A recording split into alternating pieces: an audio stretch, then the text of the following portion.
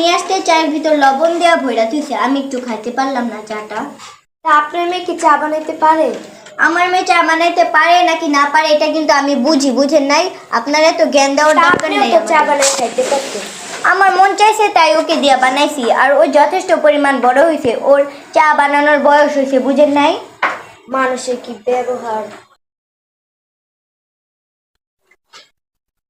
আরে খালা কই গেছিলেন? তোমাদের বাসায় গেছিলাম। তা খালা কি জন্য গেছিলেন?